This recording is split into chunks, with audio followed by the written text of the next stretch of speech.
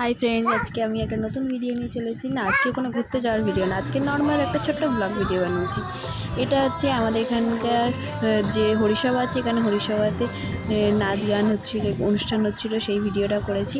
দেখো কত লোক এসেছে। হ্যাঁ, আমি অফিস থেকে এসেছি, প্রচণ্ড টায়ার্ড লাগছিল, তাও একটুখানি গেছি। আমাদের এটা হয় এখানকার হরিসভায় প্রত্যেক বছর, আমার খুব ভালো লাগে, তাই ভাবলাম এবার একটুখানি ছোট্ট ব্লগ করে একটুখানি সবাইকে শেয়ার করে দিই। এই দেখো আমাদের এখানকার রাধাকৃষ্ণ, আরও ওখানে আরও অনেক রকম ঠাকুর আছে, মানে গোপাল আছে ছোট, তারপরে জগন্নাথ, বলরাম, সুভদ্রা সবাই আছে। এখানে অনুষ্ঠানটা হয়, আমার খুব ভালো লাগে, তাই আমি অফিস থেকে এসে ডাইরেক্ট এখানে চলে এসেছি। চলো এবার বলি, আমার এখানটা হচ্ছে, এটা হচ্ছে ব্যারাকপুরের মন্দির। সেদিনকার তো হনুমান জয়ন্তী ছিল, সেজন্য হনুমান জয়ন্তীতে কত ভিড় হয়েছিল দেখো। একটু ভিডিওটা লেটে করেছি।